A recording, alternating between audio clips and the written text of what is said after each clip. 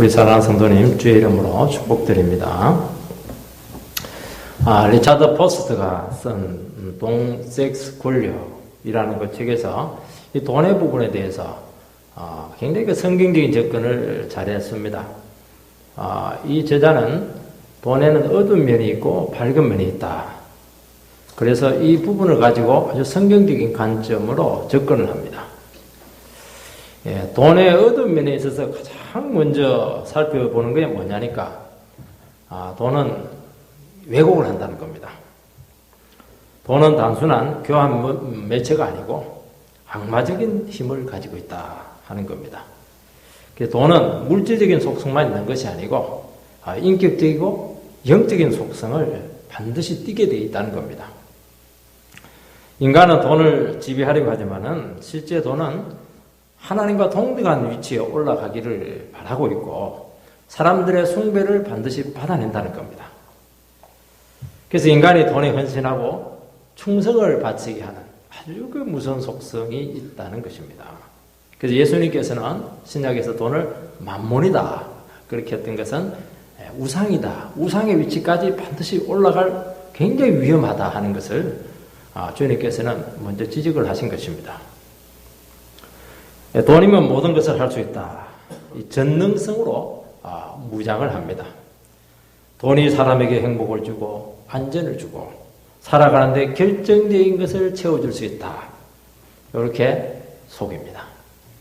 결국 돈을 가지는 것이 인생의 목적이 되게 하고 사람들로 하여금 항상 돈에 배고프게 하고 돈이 있어야 가치 있는 인간이 된다. 이렇게 속입니다. 신약에서는 예수님께서 산상설교에서 뭐라고 얘기했냐니까 재물과 하나님을 겸하여 섬길 수 없다. 둘 중에 하나를 선택하고 하나를 반드시 버려야 되지 두 개는 안 된다는 겁니다. 그래서 영생을 얻기 위해서는 그 재물을 버리고 오직 주님께만 헌신해라 하는 것이 신약에서 일관되게 주장하고 있는 것입니다. 이 돈에 집착해서 자유롭지 못하면은 결코 영생을 얻을 수도 없고 누릴 수도 없다 하는 겁니다. 이 본문은 부자 청년 관원이 영생을 얻기 위해서 주님께로 왔다가 예수님께서 너 가지고 있는 모든 거 다 팔아서 가난한 자들에게 나누어 주고 그리고 나를 쫓아라 이렇게 했을 때 근심하고 슬퍼하면서 돌아간 후에 제자들과 나눈 대화입니다. 그래서 끝나지 않았습니다. 왜 대화를 했느냐? 이것은 대단히 중요한 문제이기 때문입니다. 부자 청년 관원에게 있어서 이 돈은 밝은 면이 아니고 이 어두운 면으로 작용하고 있다는 것을 예수님께서는 아셨던 것입니다. 그래서 예수님께서는 그가 얼마나 괜찮은 사람이었습니까? 그런데도 불구하고 과격하게 요구를 했습니다. 돈을 중심으로 형성된 삶을 다 버리고 이제 내 중심으로 예수님 중심의 삶으로 영생의 삶으로 돌아오라. 둘 중에 하나를 선택을 해라. 그렇게 요구를 했던 것입니다. 그 청년은 돈의 집착을 내려놓지 못하고 돈이 주는 속임수를 깨닫지 못하고 결국에는 그렇게 영생을 얻고 싶어 했지만 영생을 얻지 못했던 것입니다. 주님께서는 재물 문제가 오고 오는 모든 세대들에게 모든 제자들과 성도들에게 이게 두고두고 시험거리가 될 수 있다 하는 것을 아시고 영생의 길을 확실하게 이번에 못 박아야 되겠다. 그렇게 제자들과 대화를 하면서 그들에게 교훈을 주시고 계시는 내용입니다. 첫 번째는 이 부와 하나님 나라의 관계가 어떠하냐 하는 것입니다. 23절 말씀을 읽어보면 예수께서 둘러보시고 제자들에게 이르시되 재물이 있는 자는 하나님 나라에 들어가기가 심히 어렵도다 하시니 제자들이 그 말씀에 놀라는지라. 예수님께서는 재물이 있는 자가 천국에 들어가기가 어렵다. 말씀을 먼저 이렇게 끄집어내셨습니다. 대개는 제자들이 질문하면 대답을 하시는데 예수님께서 먼저 끄집어냈다고 하는 것은 제자들은 끄집어내기 싫은데 예수님께서 중요하기 때문에 억지로 한번이라도 얘기를 한번 해보자 하는 그런 의미가 들어있는 것입니다. 이 예수님의 말씀을 듣고 제자들은 다 놀랬다고 기록하고 있습니다. 예수님의 제자들이 생각해 볼 때 부자 청년이 천국에 못 들어가면 세상에 누가 천국에 들어갈 수 있겠는가? 굉장히 의아해하고 있었던 것입니다. 이런 부자 청년 관나는 성실하고 신앙적이고 정말 젊은데도 불구하고 참 성공적인 삶을 살았던 사람입니다.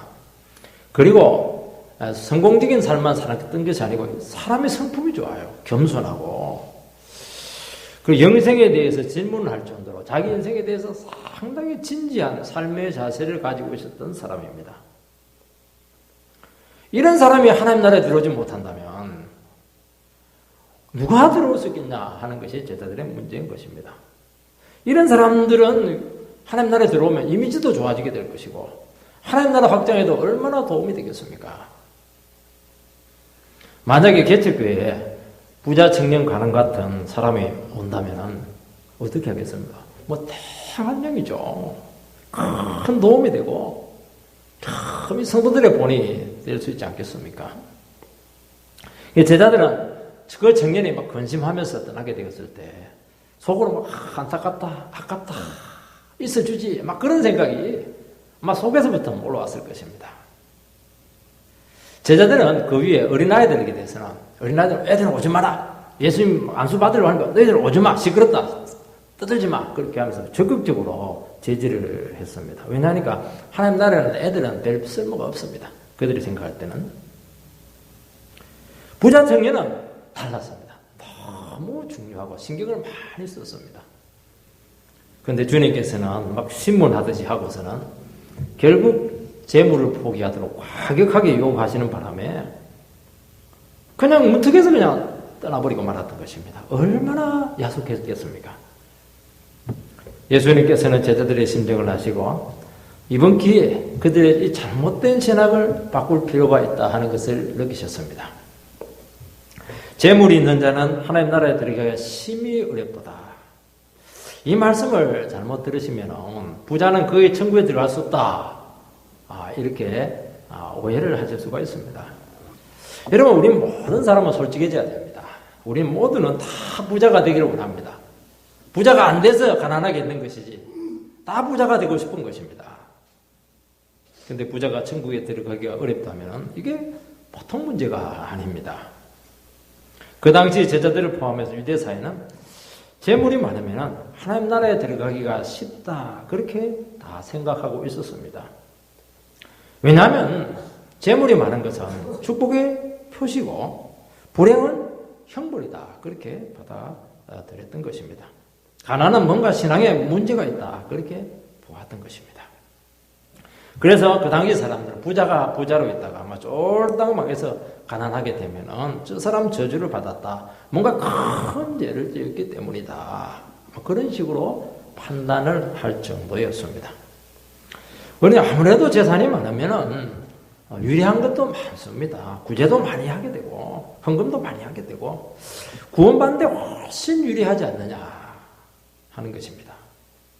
제자들은 예수님의 이 말씀에 대해서 큰 충격을 받았는데 주님은 그거 갖고 안 된다는 겁니다. 한술 더 뜨고 있습니다. 24절, 25절 말씀을 읽어보면은 제자들이 그 말씀에 놀라는지라 예수께서 다시 대답하여 이르시되 얘들아 하나님 나라에 들어가기가 얼마나 어려운지 낙타가 바늘기로 나가는 것이 부자가 하나님 나라에 들어가는 것보다 쉬우니라 하시니 주님은 너무 중요한 문제이기 때문에 비유로 설명을 하셨습니다. 부자가 천국에 들어가는 것이 낙타가 바늘기로 나가는 것보다 어렵다. 이거는 안 된다는 겁니다. 못 들어간다는 겁니다. 불가능하다는 겁니다. 부자는 전혀 천국에 들어갈 수 없습니까? 아브라함도 부자였고 구약에 보면 욥도 부자였고 얼마나 신앙이 좋습니까? 솔로몬은 인류 역사상 최고의 부자가 아니었겠나 생각이 됩니다. 27절을 읽어보면 사람으로서는 할 수 없으되 하나님으로서는 다 하실 수 있다. 그렇게 말씀하셨습니다. 이 말씀은 부자라고 해서 다 천국 못 들어가는 것이 아니라는 겁니다. 이 말씀은 물질의 소유가 천국 백성들에 있어서 얼마나 큰 장애물이 될 수 있는가 하는 것을 위험성을 경고해 주시는 말씀인 것입니다. 여러분 부자라고 여기서 말하고 있지만 도대체 얼마나 가져야 부자입니까? 아프리카 사람하고 우리나라 제일 못 사는 사람하고 누가 부자입니까? 겉으로는 다 부자처럼 보이지만 사업을 다 정리하고 나면 부도날 사람 참 많습니다. 이 구절은 단지 부자의 위험성을 경고하시는 내용인 것입니다. 여러분 본문에서 재물이 많은 자는 돈의 위력을 아는 사람입니다. 부자 청년처럼 돈을 포기하느니 나는 지옥 가도 좋다. 이 돈의 엄청난 영향력에 대한 위험성을 경고하신 것입니다. 여러분 돈은 인격적이고 영적인 속성을 서론에서 분명히 가진다고 말씀하셨습니다. 재물은 주인이 되려고 하고 섬김의 대상이 되려고 하는 것입니다. 그리고 사람에게 이 재물은 추구해야 될 목적으로 자꾸 올라서려고 한다는 것입니다. 우리는 지금 한국 사회에 살고 있습니다. 우리는 자본주의 사회를 지금 살아가고 있습니다. 이 자본주의라고 하는 게 무엇을 얘기하냐니까 모든 사회 시스템과 돌아가는 원리가 돈의 원리로 다 돌아가고 있다는 겁니다. 그래서 우리가 예수를 제대로 믿지 않으면 결국에는 어느 누구든지 예외가 없습니다. 전부 다 돈의 위력 앞에 다 굴복하게 돼 있고 자유할 수 없습니다. 돈이면 굽신거리게 돼 있는 것입니다. 제가 어린아이들을 이렇게 살펴볼 때가 있습니다. 아주 어린아이들인데 맛있는 과자를 가지고 있습니다. 애들이요 어릴 때부터 이 재물의 위력을 본능적으로 알고 있습니다. 과자를 나눠줄 때 친구가 달라 하면은 내 가지고 나눠주는 애들 별로 없습니다. 하나씩, 두 개씩 계속 조금씩 나눠줍니다. 왜냐하면 과자라고 하는 재물의 힘으로 계속 자기를 의지하고 종속되도록 따르도록 그렇게 하는 겁니다. 그러니까 이 사람 마음속에는 이게요, 이 돈의 위력, 재물의 위력은 본능적으로 가지고 있는 것입니다. 오늘 돈이면 안 되는 것이 뭐가 있습니까? 돈은 하나님 다음 가는 능력을 가지고 있고 실제에서는 하나님보다 더 위력을 떨치고 있습니다. 북한이 아무리 사회주의라고 하지만 돈이면 다 통합니다. 탈북자들 왜 옵니까? 돈 주고 다 오는 겁니다. 돈은 안 될 일도 되게 합니다. 유전무죄요. 무전유죄라. 돈 없으면 감옥에 가야 되고 돈 있으면 무슨 죄를 지어도 빠져나올 수 있습니다. 여러분 돈 때문에 제대로 공부 못하고 서러움 당해보고 색한살이에서 막 고생해보고 돈에 막 한이 맺히는 겁니다. 돈은 자랑거리가 될 수도 있고 나의 위신도 세워주고 살맛도 주고 친구도 주고 억울하게 당한 모든 한을 풀 수가 있습니다.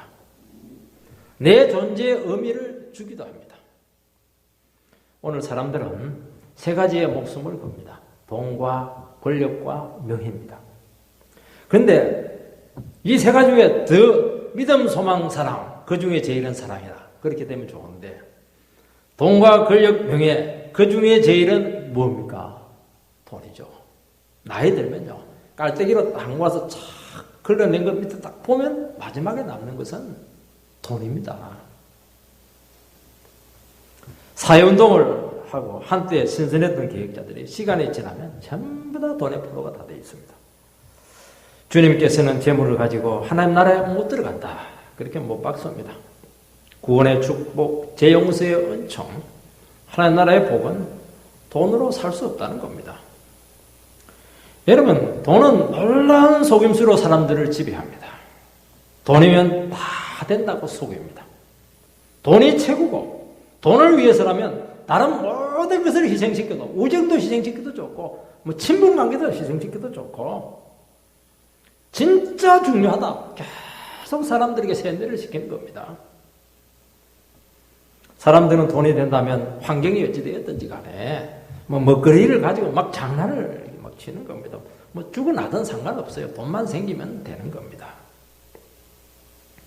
죽을 때 보면 써보지도 못하고 숨겨놓은 돈, 엉덩이 깔아놓은 돈이 절비합니다. 돈은 많을수록 좋다. 이 속임수 때문입니다. 사람이 꼭 필요한 만큼 돈을 소유하고 그것을 다 쓰고 떠나는 경우가 많지가 않습니다. 왜냐하니까 돈이 주는 유익이 너무 크다고 다 쏘았기 때문입니다. 여러분 실제 돈이 그만큼 위력이 있는가? 우리는 이 시간 한번 정직하게 하나님 앞에서 반문을 해야 될 것입니다. 돈이 정말 전지전능한 무소불위의 존재냐 하는 문제입니다. 돈으로 할 수 있는 것은 세상 것에 대한 소유에 대한 문제입니다. 영원한 것, 눈에 보이지 않는 것, 정말 인간의 본질에 대한 가치에 대한 부분들은 돈으로 절대로 안 됩니다. 본질적이고 중요한 가치들은 돈으로 살 수 없습니다. 하나님 나라에 하나님의 모든 축복은 돈하고 아무 상관없습니다. 여러분 성령을 돈으로 살 수 있습니까? 사도행전에 성령을 돈으로 살고 한 친구가 있었는데요. 저주받았습니다. 어떻게 돈으로 은혜를 사며 돈으로 구원을 사며 돈으로 영생을 우리가 살 수 있고 어떻게 우리가 평안을 돈으로 살 수가 있겠습니까? 돈이 있어서 좀 평안한 것 같아요. 일시적입니다. 여러분 세상에서도 중요한 가치들이 있습니다. 여러분 사랑을 돈으로 살 수 없습니다. 물론 돈이 많으면 결혼 잘 할 수 있습니다. 사랑은 못 삽니다. 진정한 행복을 보장하는 핵심이 될 수가 없는 겁니다. 여러분 돈이 주인이 될 때 반드시 그 인생을 돈이 지배를 합니다. 우상숭배죠. 사람을 무지몽매하게 만들어서 도리어 우리의 삶을 도와주고 윤택하게 해야 될 그 재물이 정말 불행의 씨앗이 되는 것입니다. 돈 때문에 형제가 원수가 돼요. 유산 때문에 청부살인을 하는 것을 제가 얼마 전에 신문에 봤습니다. 그게 뭔데? 600억이 얼마고 700억이 얼마인데 천하보다도 귀한 목숨하고 왜 바꿉니까 그걸? 완전히 사람을 이상하게 만드는 겁니다. 무서워 이게. 여러분 돈은 굉장히 사람들을 예민하게 만들고요. 돈이 개입이 되면 그때부터는 문제가 시끄러워집니다. 교회도 마찬가지고 가정도 마찬가지고 친척도 마찬가지고 사회도 마찬가지입니다. 여러분 기독교는 돈이나 재물을 절대로 부정하지 않습니다. 자본주의가 칼빈의 개혁주의에서 나왔습니다. 돈의 밝은미는 너무나 많고 너무 소중한 겁니다. 돈은 하나님의 것이고 우리는 하나님의 것을 물려받아서 청지기로서 맡은 자로서 있는 것입니다. 그때 그 돈은 성경에서 구원의 수단까지 올려놓습니다. 격상시켜서 아주 존귀하게 쓰일 수가 있습니다. 그만큼 위험하지만 그만큼 놀라운 축복의 도구가 재물만큼 중요한 것이 없습니다. 여러분 그래서 성경에서는 헌금을 향기로운 재물이다 그렇게 표현합니다. 성전에서 재물을 드릴 때 짐승을 잡아서 탁 재물을 탁 해서 불을 태워서 향기를 올릴 때 그때 하나님께서는 반드시 받으십니다. 다른 거로는 절대로 안 됩니다. 헌금이 하나님께서 받으시는 향기로운 재물입니다. 요즘 11조에 대한 말들이 너무 많습니다. 11조는 구약의 율법 제도라는 등 신약에서 그대로 적용할 수 없다는 등 참 말들이 좀 많은 것 같습니다. 저는 이해합니다. 왜냐하니까 11조를 갖고 너무 마음대로 돈을 썼기 때문입니다. 정말 하나님의 것이면 그렇게 쓰면 안 되는데 정말 조심해야 되는데 교회가 그걸 못했던 것입니다. 자업자득입니다.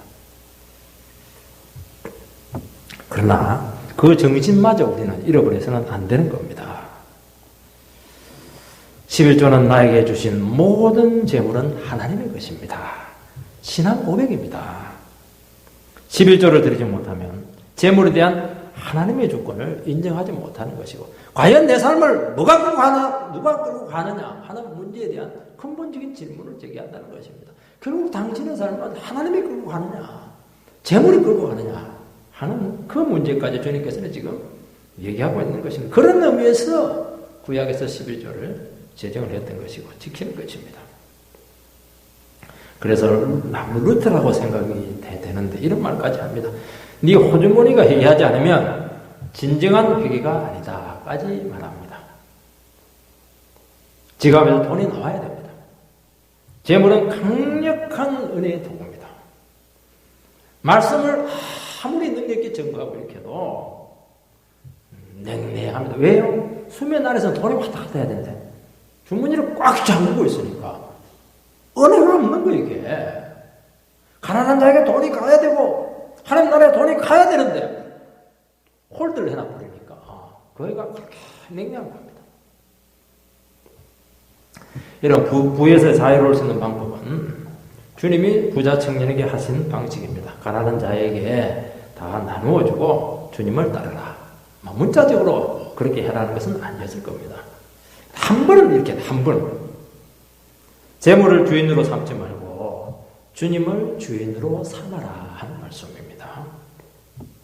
여러분 제자도는 돈을 다 버리고 거지처럼 빈털터리로 살아. 절대로 그렇게 말하지 않습니다. 주님을 의지하고 살아갈 때 우리의 모든 필요가 채워질 뿐만 아니라 모든 천국의 축복을 다 받는다는 겁니다. 돈 붙들고 천국 축복 단절되기보다는 주님 앞에 그걸 맡겨버리고 모든 부유를 다 가지는 것이 정말 지혜롭다는 겁니다.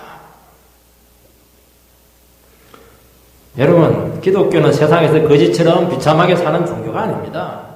너무 풍성하고 부유하고 넘치는 겁니다. 여러분, 삶을 간단하게 사지 마시기 바랍니다. 아버지 주문이 내 주문이거든요. 뭐 그냥 막 나눠주세요. 계속 올 겁니다.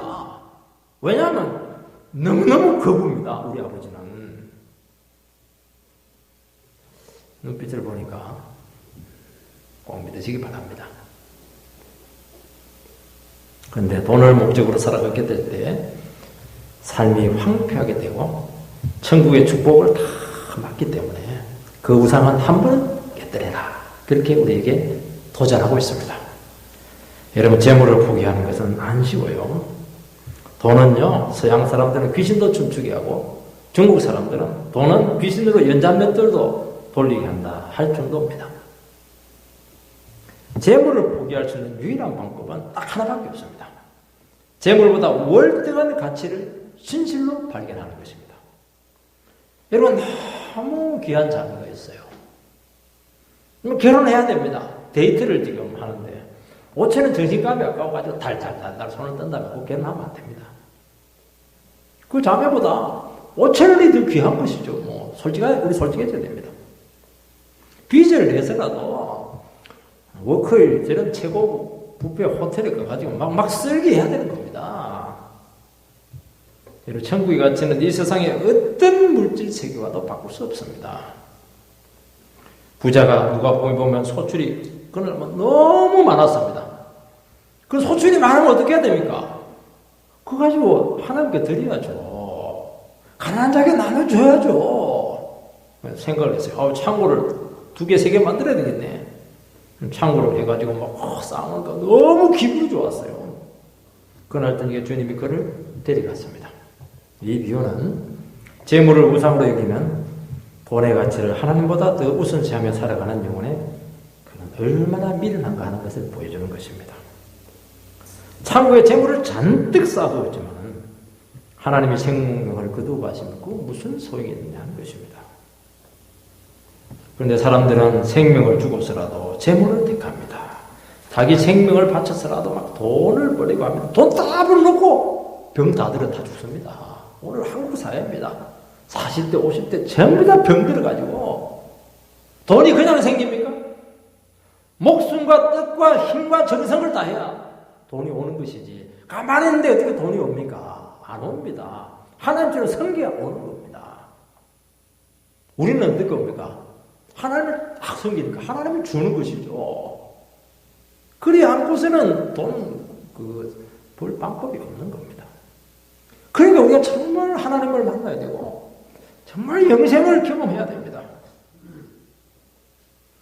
주님 안에 있는 이 천국의 축복과 그 부유함을 맛보아 할지어다 날마다 그 맛을 알아야 됩니다. 그리고 은혜가 귀하다는 것을 알아야 됩니다. 영생한 하나님과 그 보내신 자를 아는 것이다 말씀하셨습니다. 주님을 날마다 체험적으로 알아가게 될 때 우리는 재물에서 자유로울 수가 있습니다. 예배드리는 것이 너무 재밌어요. 하나님 주신 능력으로 살아가는 것이 너무 신나요. 예. 그분 안에서 재물은 단지 수단이고 과정이고 그 이상도 그 이하도 아닌 것이 되게 해야 됩니다. 그래서 나를 섬기게 만들어야지 내가 돈을 섬기면 주인이 바뀐 겁니다. 두 번째는 구원받는 자만이 재물에서 자유할 수가 있습니다. 예수님의 교훈을 딱 듣고 나서 보니까 제자들은 더 당황스러웠습니다. 그렇다면 도무지 구원받을 사람이 전혀 없을 것이다. 그들은 그렇게 알아들었습니다. 26절 말씀을 보면 제자들이 매우 놀라 서로 말하되 그런데 누가 구원을 얻을 수 있는가 하니 사람은 누구나 재물에 대한 목마름이 있습니다. 여러분 부자만이 아니에요. 가난한 자도 똑같습니다. 이 목마름을 채우기 위해서 돈의 노예가 되어서 살아갑니다. 하나님보다 실제 상황에서는 돈이 더 갈망스럽습니다. 하나님께 대해서 목말라 하고 은혜를 갈망하는 것이 하나님께서 우리를 구원하신 본분입니다. 돈 버는 것도 직업도 가난한 것도 좋은 집보다도 나는 주님에게 부유하고 싶습니다. 이게 성도의 마땅한 자세입니다. 과연 이런 사람이 있겠느냐 말씀하고 있습니다. 27절 말씀을 읽어보면 예수께서 그들을 보시며 이르시되 사람으로는 할 수 없으되 하나님으로는 그렇지 아니하니 하나님으로서는 다 하실 수 있느니라.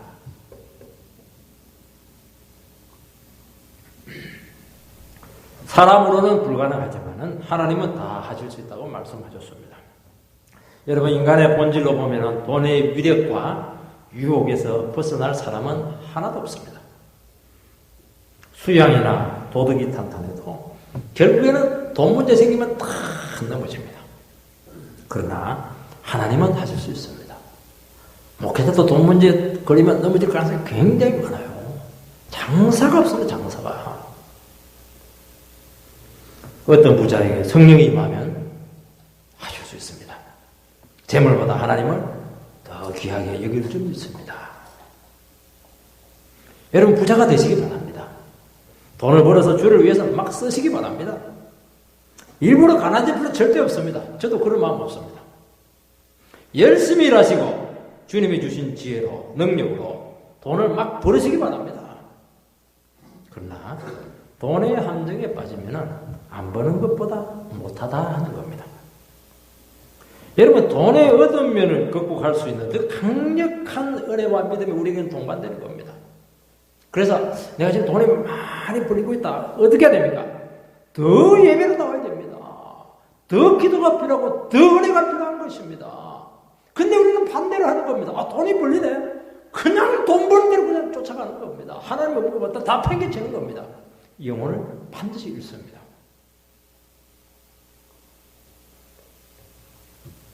돈이 있지만 돈의 노예가 되지 않고 욕심에 사로잡히지 않고 끝까지 주님을 주인으로 의지하고 살아가야 됩니다. 여러분 물질에 대해서 자유할 수 있는 신앙을 가질 수 있는 구체적인 방법이 무엇입니까? 사람은 안 되지만은 하나님은 가능합니다.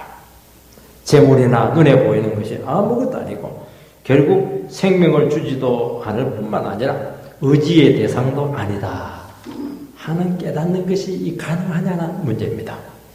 이 부분에 대해서 여러분들께서 분명하지 않으면 결국 돈의 위력에 빨려 들어가서 여러분의 영혼을 망칠 줄 믿습니다. 하나님은 어떻게 합니까? 이 문제를 극복하기 위해서 구원의 원리를 끌어들이고 있습니다. 구원은 뭡니까? 구원은 우리 예수 믿는 것이죠. 구원은 예수를 믿는다고 하는 것은 내를 믿는 것이 아닙니다. 나에게는 가능성이 없다는 것을 고백하고 오직 모든 가능성은 예수님께 있다는 것을 인정하는 것입니다. 사람으로는 할 수 없을 때 이 말씀을 들으면 나 할 거 많은데요 이렇게 하시는 분들이 계십니다. 인간은 자기가 해볼 수 있는 한 다 해본다는 겁니다. 우리가 주님께 돌아오는 것은 언제입니까? 내가 다 해보고 내 살 길 다 찾아보고 안 되네. 모든 가능성이 다 맡겼을 때 나에게 구원받을 수 있는 1%의 가능성도 없다는 것을 진실로 고백할 때 천부의 의지 없어서 손들고 옵니다. 한국하고 탁 눈물 흘리고 십자가 앞으로 와서 꼬꾸러지는 겁니다. 그게 구원입니다. 하나님은 우리로 하여금 철저히 자신에 대해서 실망하게 만드십니다. 인생 실패자가 되게 하실 겁니다. 이것은 반드시 묻어난다는 게 아니에요. 우리 내면적으로도 실패자로 만드십니다. 우리를 인생 밑바닥으로 내동댕이 쳐서 내가 아무것도 아니고 티끌에 불과하고 진흙덩이에 불과합니다. 그동안 나는 포장되어서 속아서 살았습니다. 100% 망한 인생입니다. 이것이 복음입니다. 이것을 모르면 결국에는 재물의 유혹에서 자유할 사람 없습니다.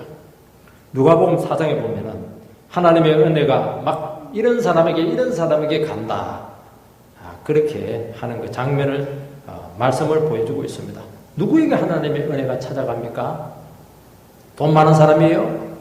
높은 사람입니까? 아니에요. 포로된 자들, 눈먼 자들, 눌린 자들, 가난한 자들에게 복음이 전파된다. 그렇게 말씀하셨습니다. 정말 비참한 사람들입니다.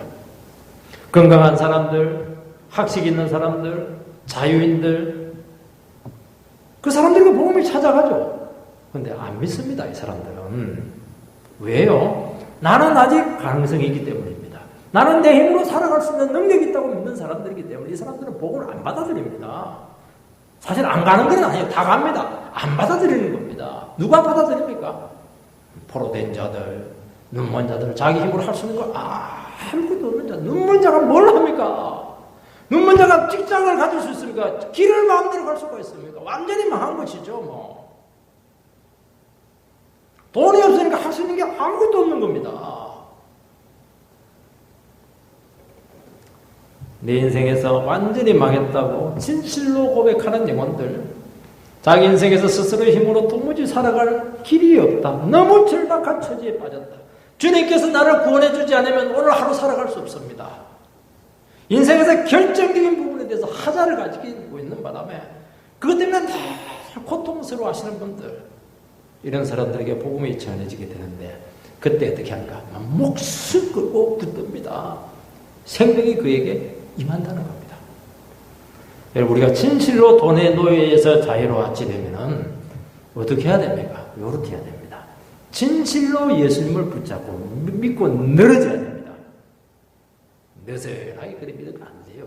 줄 대니까 왔다가 또 그냥 세상에 가서 막 세상 돈 가지고 큰 살다가 줄 대니까 막 성경책 털털 털고 문제가 묻어가지고 신문지에 말아가지고 그랬고 어떻게 세상 유혹에서 여러분들이 견뎌낼 수가 있겠습니까? 시간 문제입니다. 이것은 망하는 것은. 여러분 인생의 밑바닥에서 오직 말씀이 생명이다. 고백을 한 그 영혼만이 무슨 재물의 유혹을 이길 수가 있습니다. 주님만이 내 인생을 책임집니다. 주님만이 나를 행복하게 하고 나에게 풍성한 삶을 주실 수 있습니다. 진실로 고백할 수 있는 그 영혼만이 재물을 누리게 될 것이고 하나님의 통해서 막 재물을 얻게 될 것이고 주를 위해서 쓰게 되고 최고로 가치 있는 부유한 삶이 그들에게 내게 영생이 말 것이다. 단순히 오래 사는 게 아닙니다. 최고로 복된 삶을 산다는 겁니다. 마지막으로는 주님께 헌신된 영혼들에게 주시는 영광입니다. 28절에서 30절을 읽어보면 베드로가 여자와 이르되 보소서 우리가 모든 것을 버리고 주를 따랐나이다. 예수께서 이르시되 내가 진실로 너에게 이르노니 나와 복음을 위하여 집이나 형제나 자매나 어머니나 아버지나 자식이나 전토를 벌인 자는 현세에 있어 집과 형제와 자매와 어머니와 자식과 전토를 100배나 받되 박해를 겸하여 받고 내세 영생을 받지 못할 자가 없느니라.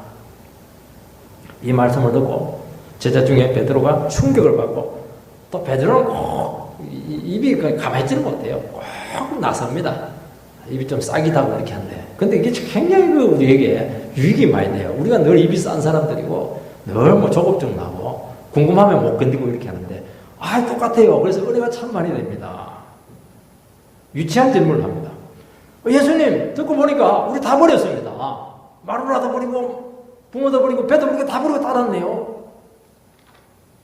굉장히 의기양양해 하면서 우월감을 가지고 그렇게 막 힘을 내고 있습니다.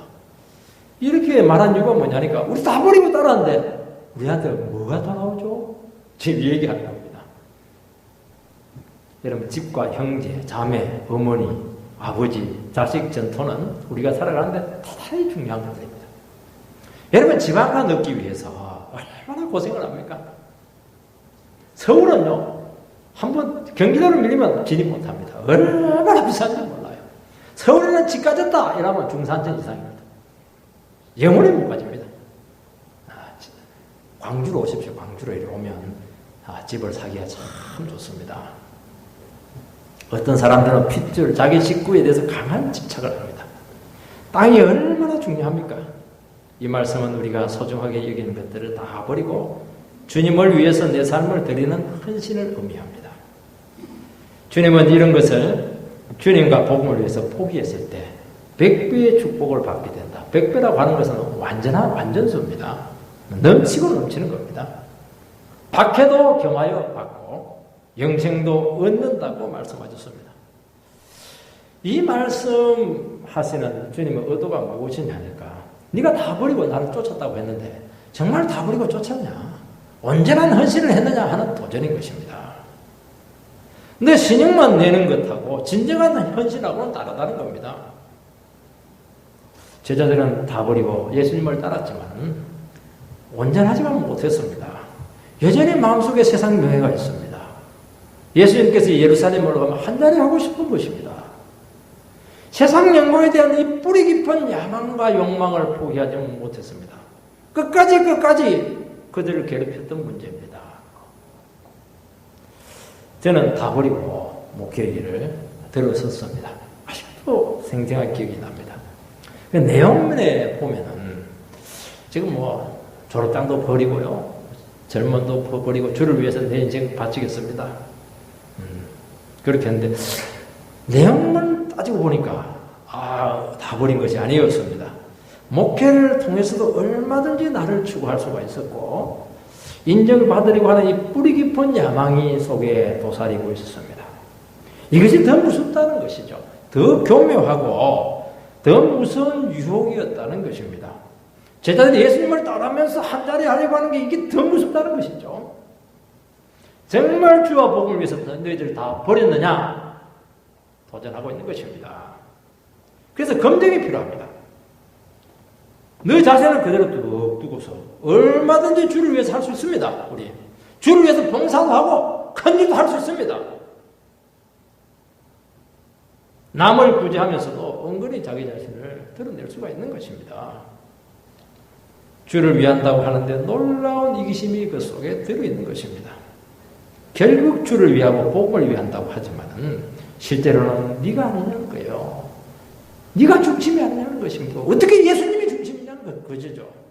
정말 주를 위하면 주님 중심으로 모든 것이 이루어져야 되는데 그렇게 하는 내가 얼마나 대단한 인간입니까? 그 소리 들으려고 네 하는 거 아니냐. 그렇게 지금 우리에게 도전하고 있는 것입니다. 이런 위대한 사명을 감당하는 나는 얼마나 대단한가. 이런 대단한 성도를 가지고 계시는 예수님은 얼마나 행복하십니까? 정말 참 기가 막히죠. 이것마저 내려놓으라는 것입니다. 진짜 주를 위해서 네 자신을 드리고 정말 욕망과 야망을 십자가에 못 박고 내가 완전히 없어져야 됩니다. 생색내는 거 안 돼요. 하나님 나라에 생색을 절대로 안 돼요. 하나님 딱 사람들은 속는데 하나님 안 속습니다. 우리가 주를 위해서 시간을 쓰고 몸으로 봉사합니다. 얼마나 귀합니까? 그런데 이제는 그렇게 하지 말고 주님 모든 삶은 주님께 있사오니 내 삶을 주관하시고 주님이 원하신 데 시간을 쓰시고 주님이 원하신 데 내 힘을 쓰시고 내 자신을 기꺼이 내드리겠습니다. 그게 돼야죠. 내 거 하다가 시간 남으면 해주고 그것도 귀하지만 온전치가 않은 것입니다. 주님 내 삶을 쓰셔서 사용하여 주시기 바랍니다. 이 재물, 귀한 재물을 바쳤습니다. 그것도 귀합니다. 이 재물을 내게는 모든 재물 다 주님 것인데 주님 원하시면 언제라도 내가 내어드리겠습니다. 이게 온전한 것이지 않겠습니까? 반만 하지 말라는 거예요. 하려면 100% 해야 됩니다. 교회 나올 때도 교회 한번 나와줘 볼까? 예배 한번 드려줘 볼까? 그것도 참 귀합니다. 안 나올 것보다는 참 너무 감사해요. 또 막 늦게 또 문턱에서 끝날 때 들어오기 참 귀한 겁니다. 저는 그렇게 오신 분들 얼마나 감사한지 모르겠어요. 그렇게 하지 말고 이제는 예배의 목숨을 딱 그려야 됩니다. 나 예배 안 드리면, 예배 놓치면 못 삽니다. 그게 온전한 것이지 않습니까? 그리고 더 나가야 됩니다. 나의 전 삶이 예배가 되게 해야 되는 것입니다. 지금까지는 나를 위해서 시간 쓰고 남는 시간에 다른 사람들을 섬겼습니다. 이제 그렇게 바꿔야 됩니다. 바꾸고 남을 위해서 내 시간을 다 쓰고 남는 시간에 사람 만나고 그렇게 해라는, 그래도 내가 확 되게 해주겠다. 왜요? 아버지가 부자기 때문입니다. 자기가 자꾸 자기의 삶을 끌고 가려고 하니까 늘 궁색한 겁니다. 예수를 믿으면서 천국에 그냥 들어갈까 말까 발만 들어놨다 놨다 이렇게 하는 겁니다. 그렇게 하지 말고 쑥 들어가가지고 아들처럼 전부 내 건데 뭐 그냥 막 나눠주시기 바랍니다. 얼마나 위대한 삶이 되겠습니까? 그런 기대를 꼭 가지시고 정말 주님 앞에 제대로 된 믿음으로 사는 축복 있게 되기를 주의 이름으로 축원드립니다.